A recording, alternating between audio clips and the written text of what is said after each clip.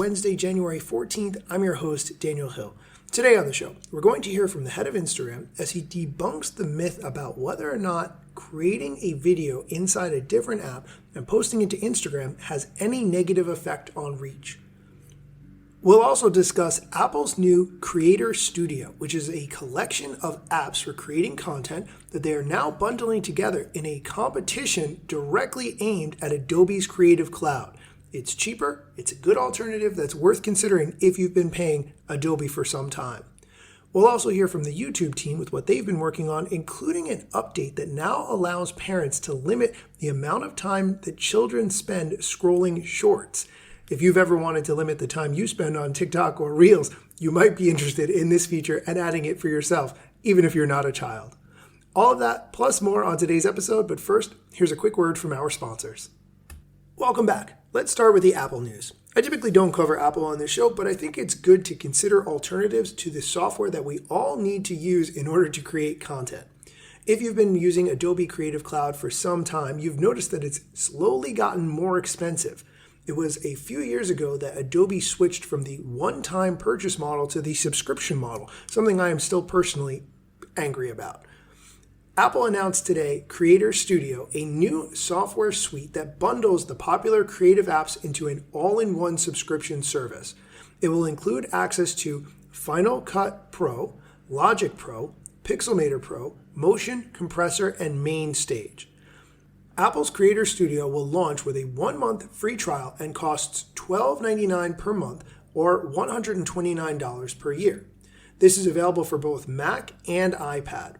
Now, in comparison to Adobe, Apple's monthly fee is $12.99 for Apple Creator Studio. That compares to Adobe's $69.99 per month for Creative Cloud Pro.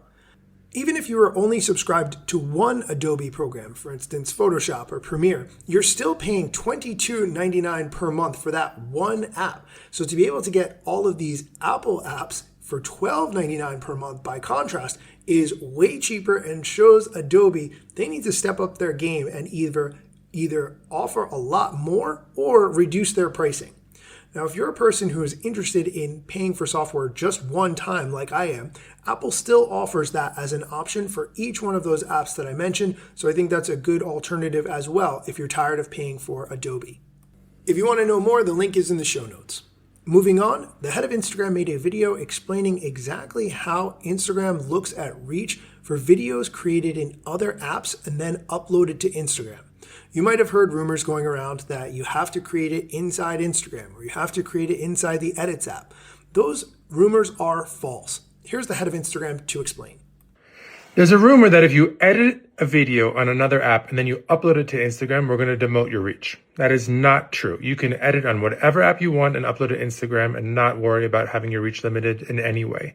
The only exception is a word mark. So make sure that when you do upload that video, it doesn't have a word mark on top of it and you're good to go. Hopefully this clears it up. One thing I just want to point out is he said in that video, word mark, if there's a word mark on the video. I think we used to call that a watermark, and I still would refer to it as a watermark.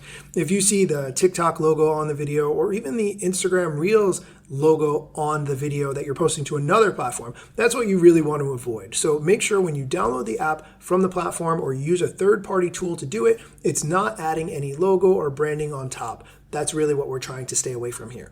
All right, we are going to take a quick break. When we come back, we're going to get into some YouTube news, including a new parental control feature to allow you to limit the time your child spends on shorts, plus more. Stick around. Using public Wi-Fi can be risky. I use NordVPN to make sure my data is protected and private online, especially when using Wi-Fi at an airport, coffee shop, or at a hotel. To ensure my data doesn't get exposed, I use NordVPN. They have world-class privacy and data protection features without slowing you down. It's also great to be able to avoid location-based price discrimination when booking flights, hotels, and more. To get the best deal on NordVPN, go to nordvpn.com/ignews. You'll get 4 extra months free when you choose the 2-year plan. There's also zero risk thanks to Nord's 30-day money-back guarantee. The link to sign up with all the discounts is in the show notes. Ensure your data privacy with NordVPN. Welcome back. Let's get into the YouTube news. The team at YouTube has been working on a bunch of new things, and one of them that I think is very compelling is the ability to now promote your YouTube video as an ad without needing to learn Google Ads. If this is interesting to you, you're going to like this segment from Lauren. Happy New Year, Insiders. Hope everyone had a safe and relaxing holiday break. If you're new here, welcome.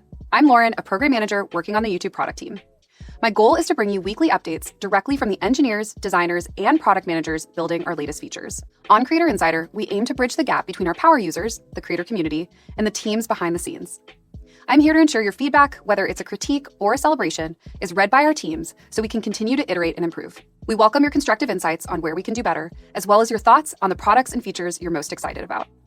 We have a short news flash for you this week, so let's get into it.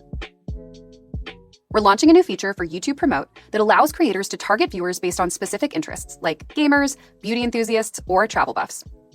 As a reminder, YouTube Promote is a great way for you to grow your channel or business through advertising without having to learn to navigate Google Ads. Use of Promote is completely optional and complementary to organic search and discovery, but it's worth noting that subscribers and views gained from Promote do not count towards eligibility for the YouTube Partner Program. Currently, you can target your promotions to certain demographics, countries, and languages. With this launch, creators will now have more control over the audience their promotions are shown to and can find relevant audiences as Promote targets viewers who are more likely to be interested in their content. Interest categories are based on aggregated, anonymized signals from viewer activity across Google and YouTube. For example, if someone frequently watches videos about cooking and searches for recipes, they may be included in the food and dining interest category. Currently, interest targeting is only available when setting up a promotion on desktop, but the team is hoping to bring this feature to mobile in the near future. We'll share updates as we have them. Next, we're bringing a new feature, Ingredients to Video, to Shorts and the YouTube Create app. We know many of you have been looking forward to more powerful ways to visualize your ideas and turn static images into dynamic stories.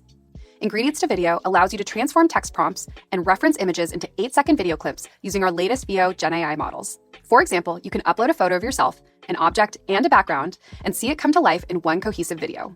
Our goal is to gather feedback and understand how using image references helps you better control the style and content of your AI-generated videos. Let us know what you think. Now, since this is the first newsflash of the year, I'd love to hear what you'd like to see more of in 2026. This could be a standing update in the newsflash or a new series. Let us know your thoughts in the comments. And that's it for this week. From the creators of YouTube to YouTube creators, we'll see you next week. Overall, I love those clips from Lauren and the rest of the YouTube Creator Insider team, but Lauren just speaks a little bit too slowly for this show, in my opinion, so I've been speeding her up to 1.3x. If that is too fast, or you think Lauren should be even faster on this show, send me a DM at Daniel Hill Media and I will adjust accordingly. All right, let's move on to the last piece of YouTube news, which comes from the YouTube official blog. Parents can now help teens to be more intentional about how they watch with a control to set the amount of time spent scrolling shorts.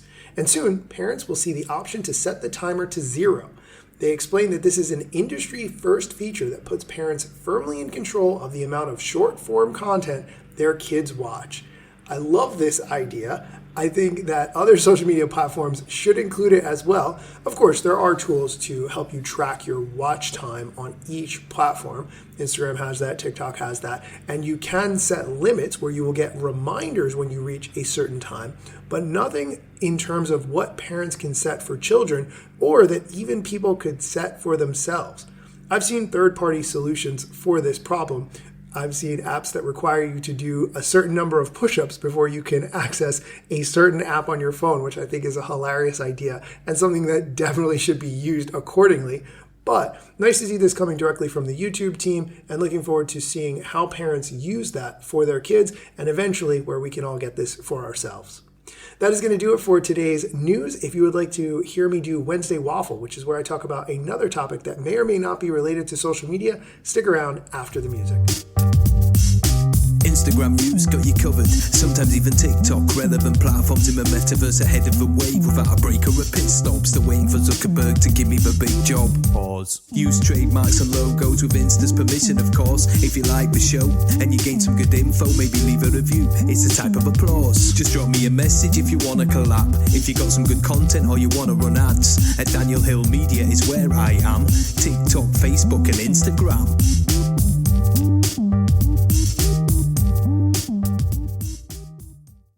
Hey, thanks for sticking around to hear me talk about something else. I want to tell a story, but it is a very long story. This is going to have to be 2 parts. I'm going to say this right off the bat. Recently, my wife and I had our 20th anniversary, and I wanted to not only get her a special gift, which I did, but also plan some events for her, make some things happen so she knows not only how much I appreciate her, but how much I appreciate our marriage. Having said that, those events and things also need to entertain me, because in case you are not familiar from listening to this show, I also need to be mentally entertained. Otherwise, I will just lose interest. So I wanted to make my wife feel really special and feel really important, and I wanted to do a combination of things in order to accomplish that. I was trying to brainstorm ideas. I was asking her friends for suggestions. Obviously, I made a list of things that she likes, and I was trying to build off that. And then I came across a YouTube video of a woman who told a story about something that she heard a husband did to show his wife how much he appreciated her and what he did in order to accomplish that. And she told the story. I took that idea and I ran with it. And I'm going to tell you the story of what that woman said in the video, and then also what I did to accomplish this. In the video, the woman started off by saying, if he wanted to, he would. Meaning that if your husband or boyfriend wanted to make the effort to do something special, he is quite capable of it. And I thought right off the bat, she's right, 100%. Then she proceeded to tell the story of a husband who set up a special anniversary dinner for his wife. They went out to the restaurant, and instead of having a conversation between the two of them, at the table next to them, there was a scandalous fight happening. And it turns out that the husband had hired actors to sit at the table next to them. And I thought, I can do this. I can make this happen. My wife had mentioned that she had wanted to go see a Broadway play because one of the actors that she really likes was going to be in the Broadway play. And I thought, perfect. Broadway is a place where there are actors who you could hire, and you could probably arrange a reservation for them to sit right next to you, just like the woman mentioned the husband did in the video. So I found a local acting school, and I reached out to the main person who runs the school, explained what I wanted, and she connected me with two actresses who are going to sit at the table next to us and tell dating stories. And this idea worked out so well. As soon as we sat down at the table next to them, again, my wife has no idea, the one lady says to the other lady, so what's been going on lately? And the other one says, oh, I have so many stories to tell you. And as soon as she said that, my wife started kicking me under the table. So I knew that this idea was going to work out. This idea worked so well, and I'm running out of time here. I think this will probably go on for 10 minutes. My wife and her friends have a podcast, and they ended up talking about my wife overhearing this conversation in about a 8 or 10 minute segment of their podcast, which made the gift even better for me, not for her, because my wife didn't know that it was all a setup. But I will link to this episode. If you are like, hey, Daniel, I want to know more about this story, but again, my wife is telling it from the perspective of having no idea that I hired actresses. You're really going to like this. I'm going to link to it in the show notes. If for some reason you can't access the show notes, send me a DM and I'll send you the link directly.